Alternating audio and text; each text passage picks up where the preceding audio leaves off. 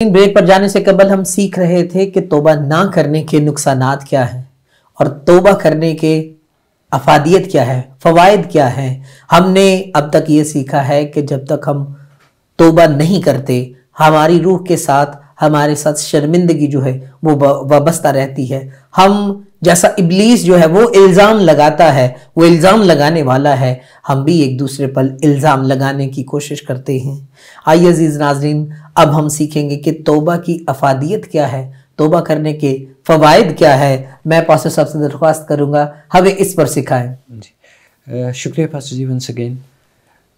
میں سمجھتا ہوں کہ دوسرے نقطے کی طرف جانے سے پہلے میں جسٹ کچھ سیکنڈ میں ایک بات کروں گا کہ توبہ گناہ کے عوض ہمیں کرنا پڑتی ہے جی، اور بہت سے لوگ شاید ابھی تک اس تشنگی میں ہے کہ گناہ ہماری زندگی میں آتا کیسے ہے۔ واہ، یہ جاننا بڑا ضروری ہے۔ جی، گناہ سب جانتے ہیں کہ گناہ خدا کی نافرمانی ہے، اس کے حکموں کی نافرمانی کر کے ہم گناہ کے مرتکب ہوتے ہیں، لیکن یہ گناہ ہماری زندگی میں آتا کیسے ہے؟ کلام مقدس میں سے ہمیں ملتا ہے کہ انسان کی جو خواہش ہے وہ حاملہ ہوتی ہے، واہ، اور پھر وہ خواہش حاملہ ہو کر گناہ کو جنم دیتی ہے۔ یوں گناہ ہماری زندگی میں آتا ہے، ہم اپنی خواہشوں کے تابع ہو کر گناہ کے مرتکب ہوتے ہیں، اور پھر جس کی نتیجہ موت ہے، اور یہ سب سے بڑا نقصان کہ ہم خدا کی قربت سے دور ہو جاتے ہیں۔ بالکل، جس کا واحد حل ہے، میں نے کہا کہ اقرار، توبہ اور ترک۔ تبھی ہم اس سکڑے راستے سے گزر کر، ترک کرنا آسان نہیں ہے۔ کسی بھی چیز کو آپ لے لیں، وہ فوری طور پر ہم اس پر حصول فوراً ہو جاتا ہے، لیکن اس کو واپس کرنے کے لیے بندہ ایک دفعہ سوچتا ہے، چھوڑنے کے لیے ایک دفعہ سوچتا ہے۔ لیکن جب ہم خدا سے مدد مانگتے ہیں، خدا کی قوت قدرت مانگتے ہیں، تو ڈیفینیٹلی اس نے کہا ہے کہ غالب آؤ۔ اس نے ہمیں آزاد کیا ہے۔ بالکل، اور پاک کلام میں بڑی خوبصورتی سے لکھا ہے کہ اس نے ہمیں فتح سے بڑھ کر جو ہے وہ غلبہ بخشا ہے۔ غلبہ بخشا ہے۔ تو ہمیں گناہ پر غالب آنا کوئی بڑی بات نہیں ہے، صرف یہ ہے کہ ہمیں گناہ پر غالب آنے کے لیے اپنی خواہشوں کو اپنے اندر دفن کرنا ہے، نہ کہ اسے موقع دے کہ وہ حاملہ ہو اور گناہ کو جنم دے۔ توبہ کی بات ہے، آگے بڑھتے ہیں۔ دل کرتا ہے کہ ایسے موضوعات پر تفصیلی بات ہو، پھر وقت کی جو سرکل ہے وہ آڑے آتا ہے۔ توبہ کر کے ہم کس طرح خدا کی قربت میں دوبارہ آ جاتے ہیں، ایک بہت بڑی بہت خوبصورت تمثیل ہے ہماری زندگیوں میں، اور پھر وہی بات ہے کہ میں کچھ باہر سے نہیں لے کر آیا، جی بالکل، جو کچھ ہے وہ اسی میں ہے، اور یہ ایک ایسا ضابطہ حیات ہے جو زندگیاں بدلتا ہے۔ بالکل، ایک تمثیل ہے، دو بیٹے تھے کسی شخص کے۔ جی، چھوٹے بیٹے نے باپ سے کہا کہ تو میرے جو وراثت کا حصہ آتا ہے مجھے دے دے۔ باپ نے بانٹ دیا، مخلص تھا، اور وہ لے کر چلا گیا، غیر دور دراز ملک میں چلا گیا۔ سب اس تمثیل کو جانتے ہیں، نئی بات نہیں ہے۔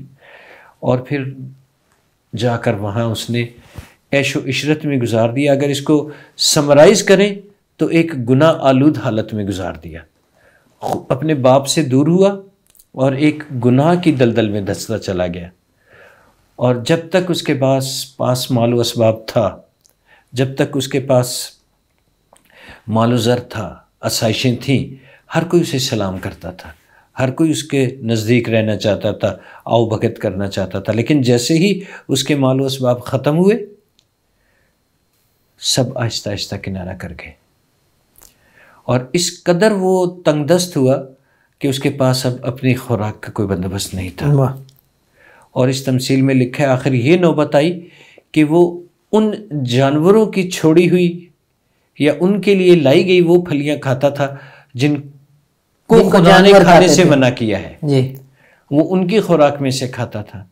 پھر ایک دن بیٹھے بیٹھے وہ ریئلائز کرتا ہے کہ میرے باپ کے گھر میں بہت سے مزدور ہیں، میں تو اس کا بیٹا ہوں، لیکن اس کے گھر میں بہت سے مزدور ہیں جنہیں بڑی کھلے کھانا ملتا ہے، افراد سے کھانا ملتا ہے، اور میں یہاں پہ کس حالت میں ہوں۔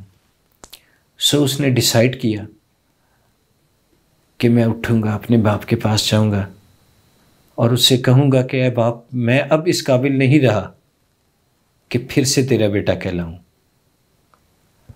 اٹھ کر چل پڑا.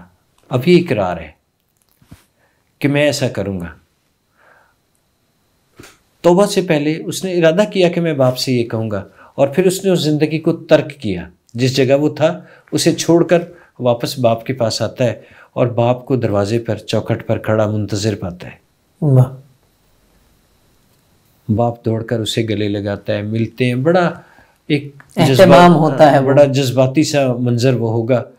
تو باپ ڈیفینیٹلی ہم آج کی دنیا کے اس میں دیکھیں تو ایموشنل ہو جاتے ہیں، آنسو بھی نکلتے ہیں، اور جذبات میں ہم وسافے سے بعض اوقات باہر بھی ہو جاتے ہیں، اور رونا، اپنے جذبات سب کچھ.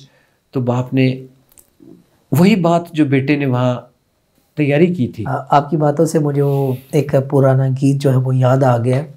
گایا کرتے تھے کہ ڈگا آن تیرے دربار کری منظور نمانے نو. کری منظور نمانے نو. واہ، یہ بہت مشہور گیت تھا. تو آپ نے بات کی تو وہ سارا جو ایک منظر ہے وہ سامنے آ گیا کہ کیسے ہوا ہوگا. میں ہمیشہ پاسٹر جی، یہ میری ہمیشہ جہاں بھی خداوند نے خدمت کا موقع دیا، میری کوشش ہوتی ہے کہ میں سننے والے سے کہوں کہ اب آپ جس جگہ بیٹھے سن رہے ہیں، آج بھی میں اپنے عزیزوں سے یہی گزارش کروں گا کہ آپ جب بھی کلام کو، ضروری نہیں کہ ہم جو آج بیان کر رہے ہیں جی، تو آپ اس منظر میں خود کو لے جائیں. حزقیل کہتا ہے کہ خداوند نے مجھے روح میں اٹھا لیا. ڈرائی بونز کی بات جہاں پر ہے، 37واں باب. اس اتار دیا، اس وادی میں اتار دیا. تو آج آپ جب اس کلام کی کسی بھی بات کو سنیں تو جب تک آپ اس میں اپنے آپ کو نہیں اتاریں گے، جب تک کمبل کو پانی میں نہیں پھینکیں گے، نہ وہ بھیگے گا نہ وہ بھاری ہوگا. بالکل، یہ عام اصطلاح کی دنیاوی بات ہے. جی. تو وہ باپ کے پاس جاتا ہے اور کہتا ہے اے باپ میں تیرا گناہ گار ہوں. جو کچھ ہوا، جو ڈائلاگ ہوئے، وہ سب کلام میں ہے، ہم نے بارہا سنے. اور باپ نے اسے کہا، اپنے نوکروں کو کہا کہ اس کے لیے اچھی پوشاک لاؤ، انگوٹھی لاؤ، ایک پلا ہوا بچڑا ذبح کرو، ایک جشن، ایک عید کا سا سما ہو. آج میں اپنے عزیزوں سے، اپنے سننے والوں سے، دیکھنے والوں سے یہی گزارش کروں گا کہ اٹھیں، اسی وقت اپنے باپ کے حضور میں جھکیں اور توبہ کریں، اقرار کریں، ترک کرنے کا ارادہ کریں، خداوند سے فضل مانگیں. تو آج بھی ایک بہت بڑا جشن آسمان پر ہونے والا ہے. ضروری ہے کہ ہم کب خداوند کے پاس آتے ہیں، آمین آمین. ہم کب خداوند کو کہتے ہیں کہ اے خداوند دیکھ میں حاضر ہوں، مجھے قبول کر. وہ کہتے ہیں اس نے ہمیں فدیہ دیا ہے. میں نے پہلے کہا، ہم اپنے آپ کو انڈر ایسٹیمیٹ کرتے ہیں.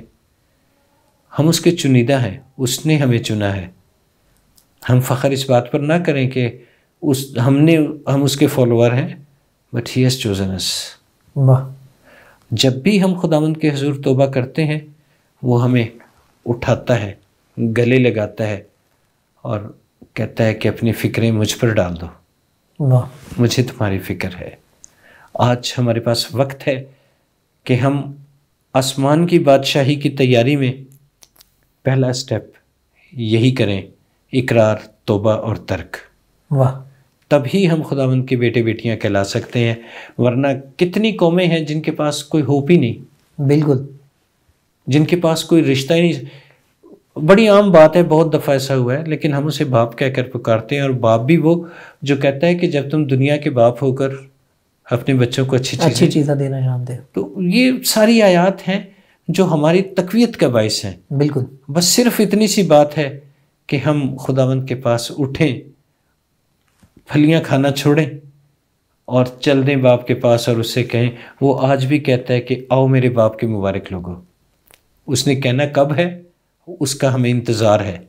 لیکن اس ڈائلاگ کے لیے کہ جہاں وہ مجھے پکار کر کہے کہ پاسٹر عامر صاحب، پاسٹر پرویز صاحب، ABC سب جتنے لوگ سن رہے، آپ کو نام بنام کہہ کر پکارے کہ آؤ میرے باپ کے مبارک لوگوں، اور اس بادشاہی کو اپنی میراث میں لو جو بنے عالم سے تمہارے لیے تیار کی گئی ہے. اور اس کے لیے لازمی ہے کہ ہمیں اپنی زندگی خداوند کو دینا ہے. ہمیں اپنے موجودہ زندگی میں اپنے جانے انجانے میں ہوئے گناہوں سے توبہ کرنی ہے. انہیں ترک کرنا ہے۔ داؤد نبی کہتا ہے کہ اے خداوند مجھے میرے بے باکی کے گناہوں سے بھی آگاہ کر، جو میں نے جان بوجھ کر ہوئے وہ تو میری فطرت ہے، میں بھی پیدا ہویا ویکھو وچ بری وہ ایکھو وچ بری ہے، لیکن وہ کہتا ہے کہ اے خداوند تو مجھے میرے بے باکی کے گناہوں سے بھی آگاہ رکھ تاکہ میں تیری قربت سے دور نہ ہوں۔ بلا شبہ عزیز ناظرین، آج کا جو پیغام ہے وہ بڑا خالص ہے اور نہایت عمدہ ہے۔ آج کی صبح ہمارے لیے یہ سوچنے کا موقع ہے کہ ہم سوچیں کہ ہم کہاں پر ہیں۔ ہمارا جو ماضی ہے ہمیں پیچھے کی طرف کھینچتا ہے، وہ ہمیں پیچھے لے جاتا ہے، مگر خداوند کے وعدے ہمیں تقویت دیتے ہیں، ہماری توبہ ہمیں زندہ کرتی ہے۔ خداوند کے کلام میں لکھا ہے کہ تمہارا گناہ چاہے کرمزی ہو وہ برف کی مانند جو ہے وہ سفید ہو جائے گا، اور توبہ جو ہے وہ ہمیں اندر اور باہر سے جو ہے وہ صاف کرتی ہے۔ ہمارا باطن اور ظاہر جو ہے وہ توبہ کے ذریعے سے پاک کیے جاتے ہیں۔ یہ کیوں پاک ہوتے ہیں؟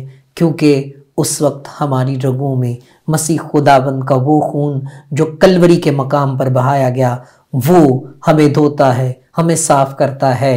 آئیے آج کی صبح اگر ہم نے توبہ نہیں کی تو ہم توبہ کر کے اپنے منجی کو اپنائیں اور ہمیشہ کی زندگی کے وارث ہو۔ عزیز ناظرین، ہمارے پروگرام کا وقت ختم ہوا چاہتا ہے، ہمیں دیجیے اجازت اور دیکھتے رہیے ہوشانہ ٹیلی ویژن۔ God bless.